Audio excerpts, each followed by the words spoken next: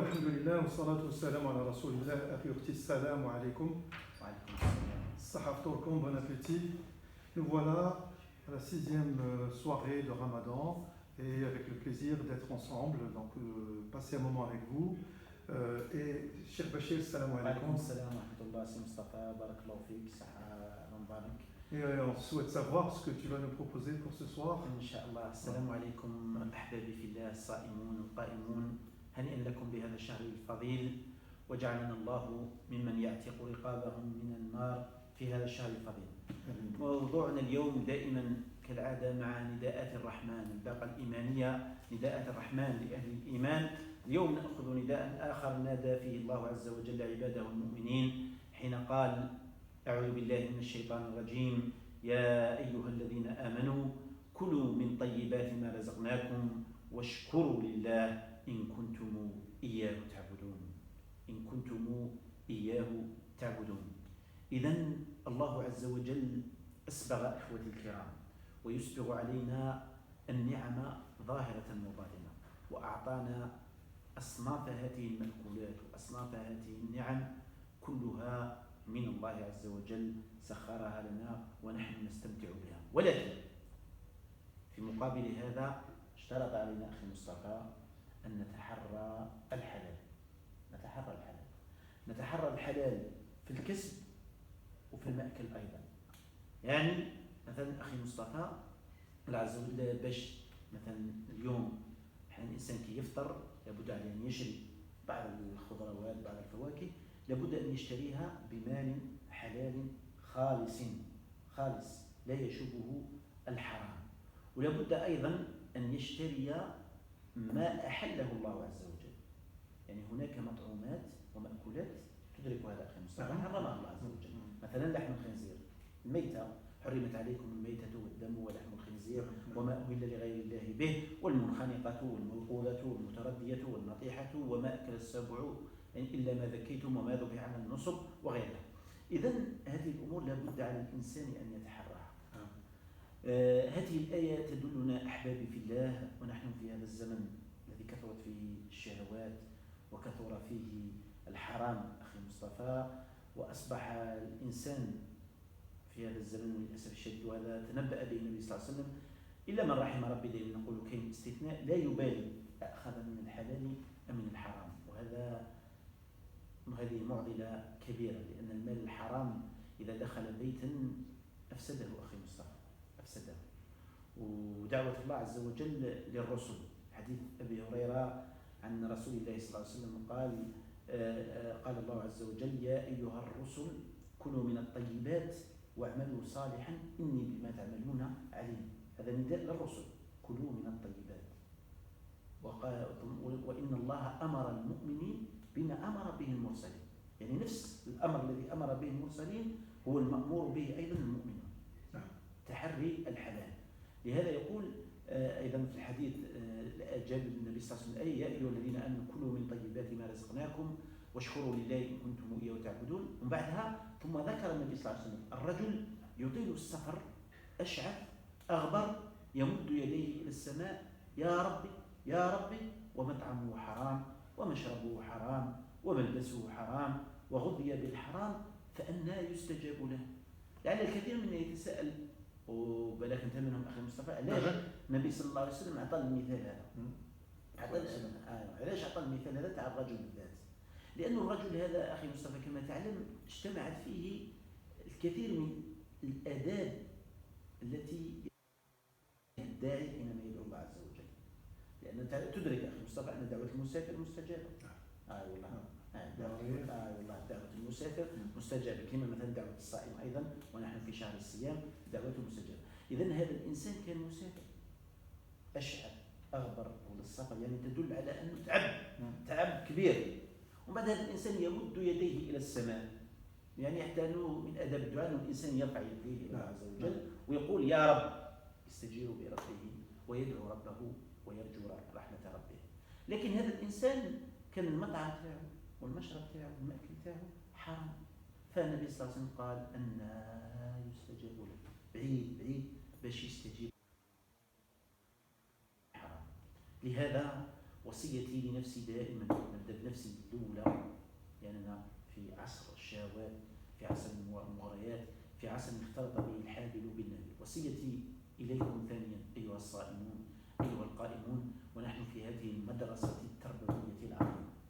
أسيدي نبدأ الآن نتحروا الحلال في هذا الشهر الفضيل، باش قلنا كي نخرجوا من هذه المدرسة نصبروا على تحري الحلال، حاولوا أننا نأكل الحلال حنا، نوكلوه لوليداتنا، نوكلوه لأهلنا كي نرى ثماره. أفضل حاجة أن يستجيب الله دعاءنا، والمحروم من حرم الدعاء. يعني إذا كان الله لا يستجيب لدعائك إذا كنت من آكل الحرام، فنسأل الله عز وجل. وبعدها قال الله عز وجل كلوا من طيب المال واشكروا لله. أيضا هذه النعم التي أعطانا الله إياها، قلت ونحن في هذا الشهر الفضيل دائما نجيب المثال، نرى وللأسف الشديد الكثير من مظاهر التبذير والإسراف. أخي مصطفى، العائلات المسلمة في هذا الشهر يعني إشكال كبير، يعني يكون نروحوا للقمامة أكرمكم الله نشوفوا الكثير والكثير من المأكولات الصالحة للأكل ترمى والعياذ بالله. فلا بد علينا أن نكون من الشاكرين ومن شكران النعم، عدم التبذير وعدم الإسراف. كلوا واشربوا ولا تسرفوا ولا تسرفوا إنه لا يحب المسرفين. بارك الله فيك. بارك الله فيك. Merci. Donc, chers auditeurs, Cheikh aujourd'hui a choisi pour nous ayat verset 172, Al-Baqarah, qui dit, alors, ô les croyants, mangez des nourritures licites que nous vous avons attribuées, et remerciez Allah si c'est lui que vous adorez. Et donc, il s'agit donc de faire la distinction entre ce qui est licite et ce qui n'est pas licite. C'est une attention qu'il faut garder à l'esprit tout le temps et faire le maximum pour avoir toujours du licite, soit à porter, soit à manger, soit donc c'est des lieux licites que l'on fréquente. Et une fois de plus, un appel que Dieu nous fait. Il nous appelle à manger du licite et de le remercier. De remercier Allah pour ce qu'il nous a attribué. Et donc, Cheikh, aujourd'hui, beaucoup de tentations, et parfois on n'est pas regardant, on néglige, et peut-être qu'on va consommer des choses qui ne sont pas licites.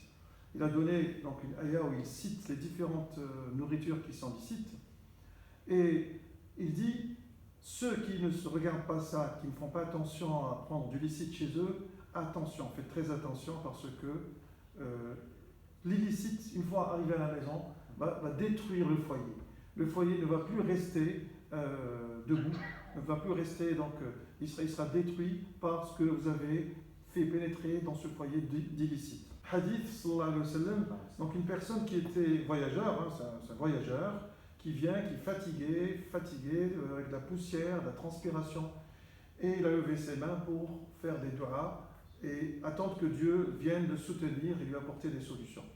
Et Rasul sallallahu alayhi wa sallam, quand il a vu ça, il a dit, mais comment peut-il croire que Dieu va lui répondre alors que ce qu'il a mangé n'est pas licite, la route qu'il a prise n'était pas licite, et ainsi de suite. Il ajoute, notre prophète sallallahu alayhi wa sallam, il ne sera jamais répondu, il ne sera jamais exaucé. Il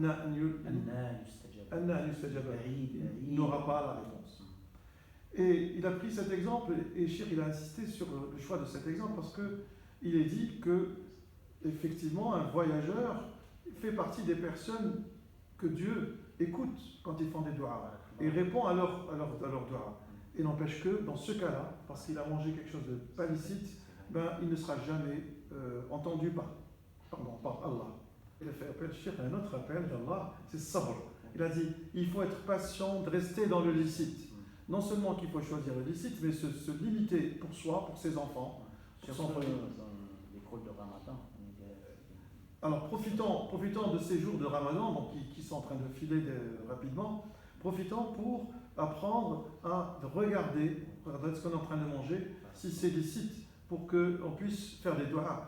Et je passe souvent, je dis au shirk que nous aimons les du'as, et ça m'a fait beaucoup de mal de savoir que si on ne fait pas attention, involontairement, nos du'as ne seraient peut-être pas entendus. C'est très grave, c'est catastrophe. c'est une catastrophe. Il a aussi incité les fidèles à faire attention au gaspillage. Produits illicites à la maison, mais aussi beaucoup de gaspillage durant ce ramadan. On doit... Le grand remerciement d'Allah Azza wa Jal, c'est éviter le gaspillage. C'est une façon de reconnaître la grâce d'Allah. C'est en respectant la nourriture. Ici, on gaspille, c'est un manquement de respect, vis-à-vis d'Allah. Et c'est donc finalement une hygiène de vie. Le Ramadan nous apprend à jeûner, mais il nous apprend aussi comment manger, quoi manger. Donc c'est les deux.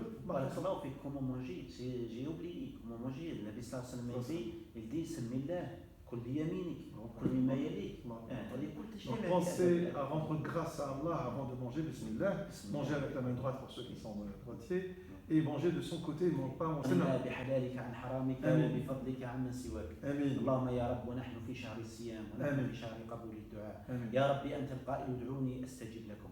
ها نحن ندعوك يا رب العالمين. ها نحن ندعوك بأسمائك وصفاتك العلى يا رب. يا رب يا رب يا رب أغننا بحلالك عن حرامك وبفضلك عمن سواك يا رب. يا رب أكفنا بحلالك عن حرامك يا رب. اجعلنا ممن يتحرون الحلال يا رب. يا رب أبعد عنا الحرام وارزقنا الصلاح نحن وأهلينا وأزواجنا وذرياتنا وأنتم وجميع المسلمين والمسلمات أينما كانوا أينما حلوا أينما ارتحلوا. ارزق بلادنا الإسلامية جميعا الهناء والرخاء اليسر الأمن السعادة البركة فإنك تقدر يا رب ولا نقدر. آمين يا رب العالمين. والسلام عليكم.